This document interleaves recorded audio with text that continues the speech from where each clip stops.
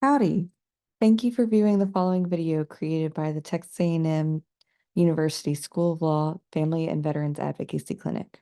If you have any questions after watching the video, our contact information is provided at the end. In this video, I will review the different methods for requesting your military records, including your DD-214, medical records, official military personnel file, and other documents. This is a high-level overview that provides some helpful information and resources, but it is by no means exhaustive. But overall, by the end of this video, you will have a better understanding of the different routes to obtaining the information you need. Military records are important for service members, veterans, and their next of kin to access VA benefits, entitlements, pensions, disability compensation, and healthcare services. Veterans may also require their military records when seeking employment, education, or housing assistance. And sometimes these records provide a link to a family member who served, allowing descendants to access their ancestors' military record and awards. There are several types of military records that are available upon request. The DD Form 214 is a certificate of release or discharge from active duty. It's an official document summarizing a service member's military service, including dates of service, awards, and type of discharge, and it's essential for accessing benefits and proving veteran status. Medical records are documents detailing a service member's health history, treatments, and medical care received during military service and is crucial for continuity of care and determining eligibility for healthcare benefits. The personnel files are a collection of documents related to a service member's career, including enlistment contracts, performance evaluations, and training records used for personnel management and verifying military service.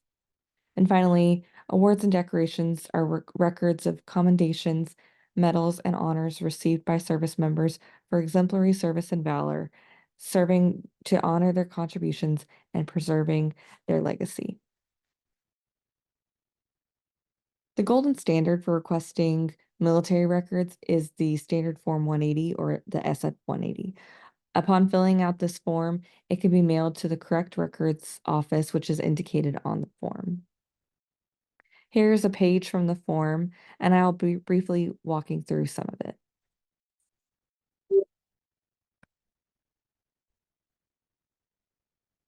So here is that SF 180. The first page provides information instructions about filling out the request. It goes through general information and where the request can be sent. And on this page, the second page, this is where the service member or veteran would fill out their information, which branch of service they served in, their dates of service, and in section 2, the service member selects which items they are requesting copies of. So you can see you can request the DD 214 and any documents in the official military personnel file or the OMPF and medical records. You can also select other and specify what records you're requesting a copy of. And sorry, going back, at the bottom of the form is where you send or where you fill in your information for where you would like your request reply sent. On the third page, this is how you determine which office you should send your request to. So it goes through on this table at the top, the different branches of service, when the service member was discharged, or if they're active duty or reserve. And in the final columns, it shows the code for which office address to send the request to.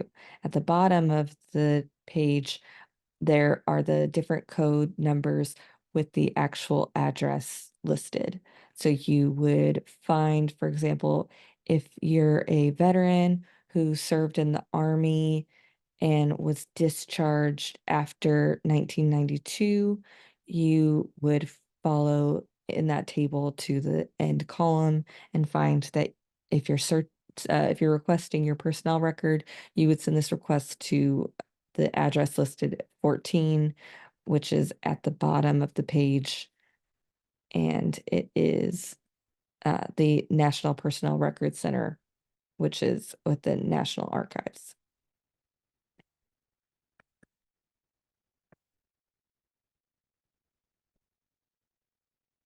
If you prefer to try to access your records electronically, which could also be a faster method, there are several options depending on the type of request.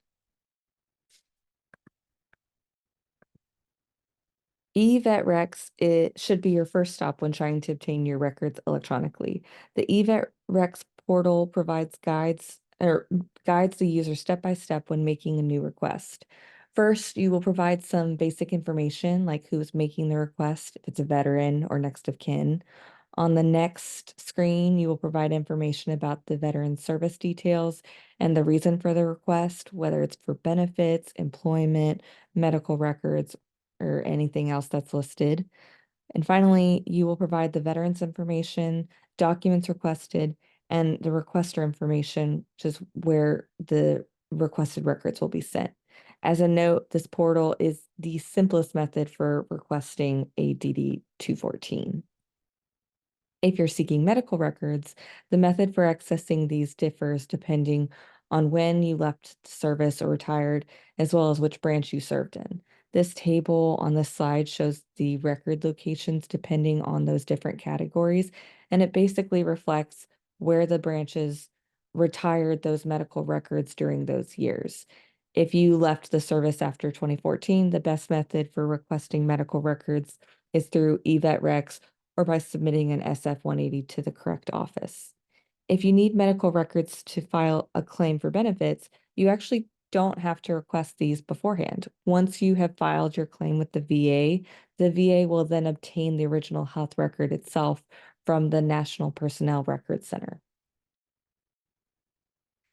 If you have already received care from the VA, you can access your records through the VA's dashboard. After signing in through the methods listed, you would then select health records on the screen, and then you can view your VA blue button report, health summary, and any medical images and reports that you have generated through the VA. If you would like to access your full military personnel file or OMPF and you were discharged after the above dates, you can visit MilConnect to request your records through the Defense Personnel Records Information Retrieval System. Veterans can log on with their DS logon or create a new account. If you don't meet the above criteria, you would then request your full OMPF using the SF-180 that was discussed previously. Just a brief note about the cost of these requests. Generally, these requests are completed at no cost to the veteran. However, if the request is for an archival record, which would be for veterans discharged 62 years ago, there might be a fee involved. And additionally, if you're requesting a copy of an award or medal as a family member, there would also be a fee charged. Some companies advertise services for retrieving your records. These would also involve a fee. I would encourage you to try the methods we discussed before hiring someone to track down your records on your behalf and at your own expense. If you submitted your request via mail to the National Archives, you should expect a request within 10 days.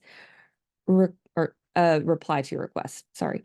And requests may be completed at different times depending on the records requested. For example, a DD 214 can be retrieved pretty quickly, but a full OMPF might take closer to 3 months to return.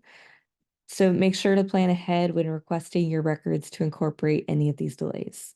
If you're seeking a discharge upgrade, for example, and nearing the end of your application window, you should submit any records requests as soon as possible to ensure that they're fulfilled in time to submit your application. If you submitted your requests electronically through eVetRex, you can check on the status of your request by clicking the button that says check status of existing request and following the prompts. Just some tips when requesting your records. Make sure you are filling out all of your information accurately and double checking all of your forms. and keep copies of any requests and communications and follow up if there are any delays. If you mailed in your SF-180 and haven't received confirmation of your request, you can follow up to make sure your form wasn't lost in the mail or sitting somewhere collecting dust. Finally, make sure you utilize all of your resources. There are many organizations available to assist veterans who are trying to request their records. We've listed some of these resources at the end of the presentation. In conclusion, use the SF-180 whenever you're in doubt to request records if you have any confusion with the electronic methods. Be as detailed as possible with your requests and plan ahead to account for delays in processing them. Thank you so much for your attention during this video, and thank you for your service. These slides are available upon request, and I'll briefly go through the additional slides with different resources noted. If you have any questions about requesting your records or any other assistance with VA benefits, these would be helpful to visit. There are also resources listed here for the different branches, as well as local veteran assistance offices. And finally, if you would like to contact us, here is our contact information. And thank you again for watching this video.